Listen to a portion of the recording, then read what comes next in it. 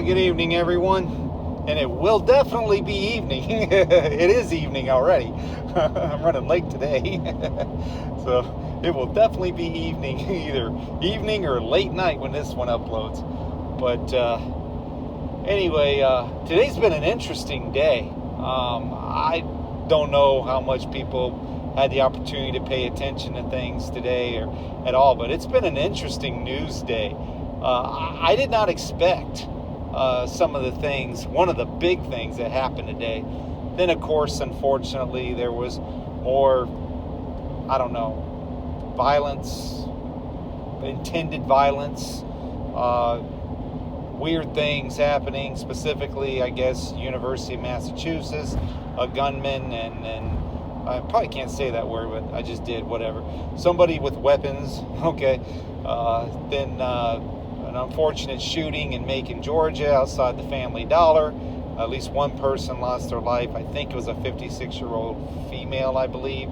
They say that could have been a road rage incident. I don't know for sure. But anyway, it's been a very interesting day. There was a plane crash in Chicago outside, I guess, Executive Airport. I don't think it was O'Hare. It may have been, but I think it was a Executive Airport. A plane, or at least a executive plane or whatever, ran through a fence. Weird stuff, man. But then the big news of the day, for me, I did not know about this press conference. Now, this was very interesting. For the Epstein Files Transparency Act. And I don't understand the whole thing, but apparently they're trying to push forward a bill. Probably doesn't have a snowball's chance in hell of getting signed. Sorry, but let's be real here, okay? But they're trying to push forward a bill to basically make sure all the files are released. Not 33,000. That just made me laugh. They just love that number. It's 33,000, not 32, not 31, not 30, not 29. 33,000. And apparently they've been redacted so much people can hardly read them, and it doesn't really put out any new information. So now they're pushing, we want it all released. And then there was a huge press conference today. Now, this was interesting. I think it was one Democrat, two Republicans. Who cares, right? They say this is not a partisan issue, and it shouldn't be, because this is about the victims. This is about their day to tell their stories of what happened to them when they were young girls, teenagers, and now they're adult women in their 40s, maybe even 50s. I think mostly 40s. But anyway, because it was, so many years ago, but they remember it like it was yesterday, and who wouldn't? And it was about them being able to tell their stories without mentioning too many names, because that's what the press wanted. Give us names, give us names, give us names. Their attorney made a very good point about that. It's like, why should they give you names? First of all, their life will be in danger. People will sue them to where they have no money at all, And lastly, when they did so many years ago try to come forward, they were ignored. They were disparaged. They were treated like they were liars, that they were just young girls, young kids, exaggerating, telling lies, trying to destroy people's reputations. They weren't believed. And, hopefully they will be now, because it's very, very obvious that all of this happened. And it's a huge, huge cover-up. I mean, this could be the biggest cover-up. Well, got to be careful here. We're in September. I'll just leave it at that, okay? But this could be the largest cover-up in 20-plus years, okay? I mean, this is pretty huge. Because they get out there, it was Tom Massey from Kentucky, I believe, Marjorie Taylor Greene, everybody knows who she is or has heard the name or whatever. And this other guy, Ro Khanna, something like that. But anyway, they were the politicians, okay, in the press conference. Then you had the two lawyers, a male and female lawyer for many, if not all, of the victims there. And then all of these women being able to tell their story. And this thing lasted for about an hour and a half. I had the opportunity to listen to it. It was very interesting. It was very intriguing because they finally get to tell their story to the press. Now, they had flyovers at the time. They had people jeering, not cheering, jeering in the background, you know, clapping, laughing, whatever else. All kinds of distractions to try to keep this thing going on. But fortunately, the microphones were loud enough. People got to tell their stories. And if people wanted to listen, they heard, not in graphic, gory detail, but they heard what happened to these, you know, women when they were young girls and teenagers and so forth. And I'll tell you what really got me at the end, you know, whereas I was wondering, how is this all going to blow back, let's just say, on the current regime, and what's going to happen here? And from what I understand, you know, the regime, or current regime here, can't even call it administration, as you well know, but they've threatened to, you know, that I guess they need a couple more signatures on this. I guess they call it a discharge. I don't understand at all the politics of it, but anyway, they need 2 more signatures, I guess, to make this thing happen. They've got a lot of votes, you know, a lot of people pushing it forward, but they need more signatures, and I guess they need 2 more, from what I understand. And reports are that may or may not happen. I guess time will tell on that. But at least they got to tell their story. At least they had a platform, and they were able to, you know, they were able to have their time, you know, behind the microphone, and people could either listen or not listen. And sounded very credible to me. And they did mention a few names, you know, mostly Epstein and Maxwell, of course, but you know, former President Clinton was mentioned. I mean, they did mention a few names, you know, but toward the very end, when they took questions, this is what really got my attention. Someone in the press out there, you can never see, you know, who is asking the questions, or barely even hear them. Most of the time, they sound like Charlie Brown's teacher out there. It's like, you know, you can't understand them. You know, they give them the microphones in the crowd so we can hear the questions that they're asking. But if you turn it up and you listen enough, you could hear some of the questions. And toward the very end, a person actually mentioned Katie Johnson, and they wanted to know, I guess one of the press corps, one of the press corps wanted to know, you know, if this was going to be part of the Transparency Act, basically. Is she going to get, you know, her opportunity if she wants it? Or is there going to be more said about this? Immediately they cut that off. They said, well, we're not going to discuss that. You know, this isn't the time, place kind of thing. You know, I don't remember exactly what their words were, the attorney's word, but just something to the effect of, you know, we're not going to talk about that here kind of thing. So it appears that there was, at least that people weren't ignorant about that, and about the interview that she gave, you know, if people have heard it. If not, I've mentioned it several times. People can look it up themselves, if they can find it. But that specifically had to do with the man behind the desk currently, all right? And there was something else that was mentioned I thought was pretty interesting. The attorney, Brian Henderson, I think his name was, he said that back in 2009 that the man behind the desk now, you know, actually was helping with the investigation. And it wasn't a hoax back then. Nothing was a hoax back then. That he was actually assisting with the investigation. This is all according to the press conference. People can look it up themselves. I mean, CBS News has reported on it, as well as alternative media, you know, whatever they call that. But anyway, but people can look up the details and, themselves, watch the press conference, the highlights or whatever. But he literally said, well, back in 2009, this wasn't a hoax. So if he's calling it a hoax now, people are calling it a hoax now. Well, why wasn't it a hoax back in 2009 when he was actually assisting with the investigation? Well, I'll tell you why, because there's a ton to lose right now. And could you imagine if this is the thing that brings down the current regime?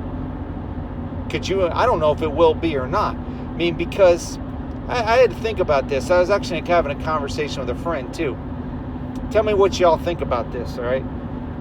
In movies and television shows, they have showed many times that the president basically is a scumbag in the movies and television shows. He's the bad guy. I can think of in the series 24, Charles Logan. He was a traitor to his country. The president in series 24, I think season 5 and beyond or what have you. I don't remember all the seasons, but I remember he was a traitor to his country. He was the lowest of the low. Okay, so in television shows they've shown this. In the movie No Way Out, I believe it was, Kevin Costner movie from like 1987, I think. I believe Gene Hackman was the president, or if he wasn't the president, he was a senator or something. But I think he was the president, and he was basically a criminal. There was another movie, Absolute Power, I think, with Clint Eastwood, where the president actually committed murder. I mean, so there have been many movies, television shows, what have you, where it shows that the person with the highest office in the land is basically a scumbag, a murderer, extortionist, you name it. I mean, whatever crime, sin you could think of, guilty is sin, or guilty is charged, and they're either held accountable, somebody attempts to assassinate them, somebody assassinates them, whatever. I mean, it has been in movies and television shows forever. So that's where we see most of the justice, of things. But before I get too far ahead, though, here's the problem. Like I said in my earlier video, there's just no credibility here. I was listening to more of this, this is just the first of many, I guess, of whatever's going to happen to Venezuela and whatever's going to happen to the drug cartels and, and this and that. And I'm thinking, okay, well, that sounds good on the surface, okay? Yeah, we need to stop the evil from coming into the country, even though we've invited it in and brought it in for so many years. All right, on the surface, that sounds good. The problem is there's no credibility here, all right? They have lied to us so much. What can you believe? What do you believe? It may be very true that they attacked and killed narco-terrorists or whatever. That may be very true, but how do we know? And there is no way to know, because there's nothing but lies for the most part, or half-truths, or they insult our intelligence and this and that. And when it comes to operational security, it's like the Keystone Cops, the Three Stooges, and Barney Fife, have all been running that, together. I mean, it's been embarrassing. It's been shockingly embarrassing when it comes to operational security, when it comes to, the credibility. I mean, it's been nothing but lie after lie after lie, or half-truths or mistruths or whatever else. So how do we ever know what to believe and who to trust? We can't. We simply can't. So even if, these things are happening the way they say they are, how do we know? Even if they say, oh yeah, we're eradicating terrorists and we're stopping this from coming in and we're stopping that from coming in and we're doing this and we're doing that, how do we really know?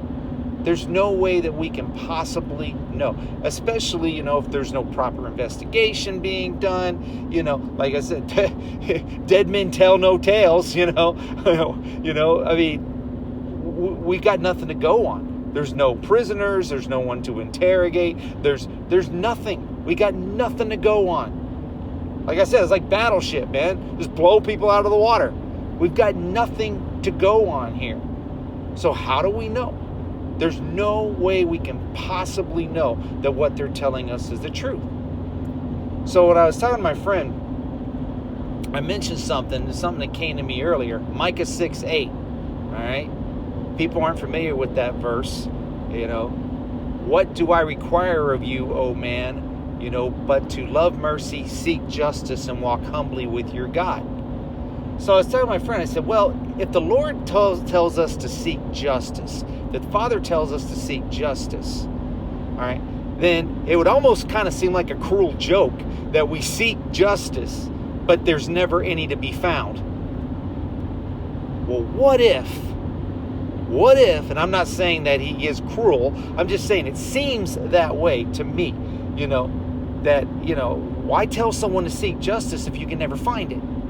So what if this is actually justice? What if Katie Johnson and other victims get their day? Not in court, you know, maybe, but with the press if they want it. What if there's further investigations done? Now, this is really interesting. I don't think I would have said this if I was her, but hey, that's Marjorie Taylor Greene for you. Like her, don't like her, whatever. I thought she lost her mind a while back. I thought she was crazy. Always wearing a stupid, you know, Trump was right about everything hat. But I was reminded of something. Hell hath no fury like a woman scorned. And he could have made her an ally, and he chose not to. For whatever reason, he ignored her. He did not treat her well. She was practically worshiping at his feet for the longest time. You know, MAGA this, MAGA that. Trump was right about everything. Hats, you know, Mr. President, Mr. President, Mr. President. It was disgusting. It was pitiful. It was pathetic. Hell hath no fury like a woman scorned, man. And so he made an enemy out of her. And I'm not saying that she didn't care before about victims or whatever. I'm not saying that. I don't know these people's hearts. It seemed to me that they always did. I find it very interesting that these redacted files, 33,000 of them, get released after Congress comes back from their recess. What do you think they were doing during that recess? All of a sudden they return from their recess and then all this is released. And then you have the press conference, and we've just started September. Very interesting timing on all of that, okay? You know, just saying. But anyway, she said that she would mention names on the House floor because supposedly the victims are going to come up with their own list of names. And they are willing to release the names if, I guess, they think their safety can be guaranteed or whatever. But she actually said, MTG, Marjorie Taylor Greene, Congresswoman Greene of Georgia, I believe, literally said in this press conference that she would say the names. If they gave her a list, and I'm thinking, whoa, what if one of those names is a name that nobody expects? I know this sounds crazy, right? Sounds like it's out of a movie. Sounds like it's out of a television show or something, right? But haven't we been living that? Doesn't it seem like we've been living in a movie or television show? I mean, it really seems that way. And like I said, with everything that they've shown us in the years, through the years, with movies and television shows of high-level officials and politicians, even up to the level of the office of the president, they've shown them to be criminals. You know, like I said, murderers, liars, extortionists, you name it, whatever, traitors, whatever. It's been around for a long time. You know, just take my word for it if you want to, or research it yourself. Google, how many television shows and movies have they shown the president to be a criminal? You'd probably be pretty surprised. Okay? So, anyway, I was thinking about that verse and talked to my friend. I said, well, if we're supposed to seek justice, and it looks like that's what people are doing now, this could get very interesting. And we just started September. Now, speaking of September, me personally, I really don't expect major shocking events to occur, me personally, till around the time of the UN General Assembly, which I guess is around the middle of the month, the 17th or whatever, when the dumpster goes up to New York and he gives his speech or whatever. At least that's that's the plan. That's the agenda. But I found something out earlier. Somebody sent me an email, and I'm not going to mention who put this out, because they shut off the comments anyway. I question the credibility, like I do on quite a few people, especially the ones that shut off comments, and especially if they've never been right about anything that I'm aware of. All right. However, that being said, they did release some information I wasn't aware of. Apparently, there is a Labor Day parade happening this Saturday in New York City, I guess it is. I didn't know about that. And I don't know how much, what the attendance is going to be like. I don't know what it entails. I'd have to look into it further. But evidently, there's supposed to be a parade in New York City this Saturday. Well, the other things that are going on, as far as I know, I believe this is going to be the last weekend, I believe, of the U.S. Open, the tennis tournament, I believe, in Flushing Meadows, New York. And we have the opening weekend of the NFL, where I don't know where the Jets and the Giants play. They might both be in New York. I don't know. So there's a lot of things happening, just like there are in all major cities, this weekend. The NFL starts on Thursday night, okay? But then on Sunday, all the big games, most of the teams, I guess all the teams will play, I guess, all the major cities of the U.S., okay? It's opening weekend of the NFL. So, but in New York, specifically, I guess on Saturday, they're having the parade. Then they have, like I said, it finishes up the U.S. Open Saturday and Sunday, I believe. And then you have the NFL opening. And then we have the Blood Moon, I believe, on the 7th. I don't think it's going to be visible in the U.S., or at least not most of the U.S. from what I understand. Regardless, there's still going to be a blood moon. So, very interesting. So if something were to occur, big capital I, big capital F, wow. The fact that we just did what we did, we as a country, okay, and are doing.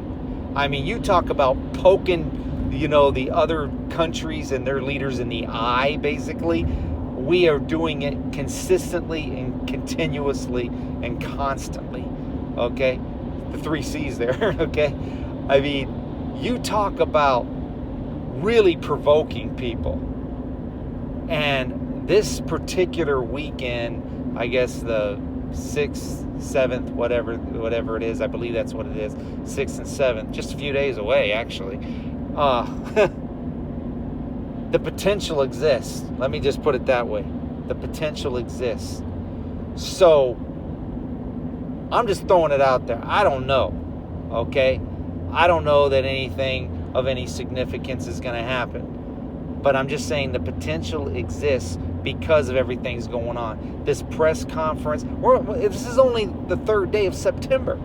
And look how busy and crazy things have gotten just at the beginning of September, So I can only imagine what it's going to be over the next few days and possibly into this weekend. And then you got the UN General Assembly, and people can check it out. I shared it to the Post, the Substack. I think I even shared it to the education playlist, Alert Education playlist. I'm not exactly sure, but Michael Snyder put out a really good article. People can look it up yourself. It's not paid or anything, paid subscriber, talking about what is planned over the next 40 days. So basically all of September into early October. It's pretty shocking, pretty amazing, all of the events and the things that are planned and scheduled.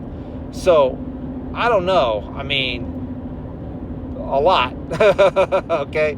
A lot is going on. A lot of potential, a lot of possibilities for a lot of events and a lot of occurrences. So anyway, I think that's about all I have. I just wanted to mention that. But yeah, if we're told to seek justice, then, and it appears that that's what people are doing, then we should seek justice. And, love mercy, seek justice, walk humbly with your God. And, maybe we'll see justice this side of heaven. I don't know. But wow, what a price to pay. What a cost, but it's not like we don't deserve it. It's not like we don't deserve it in this nation with our sin and with just constantly not poking other countries in the eye, but most importantly, we constantly poke God the Father in the eye, So it's not like we don't deserve it if this were to occur. So, hey, head on a swivel. Stay out of parades, out of congested areas, large crowds. I don't know, just my suggestion. But I think that's what I would do. So anyway, I think that's about it. That's all I can think of right now. All right, y'all have a good evening. Take care. Bye-bye.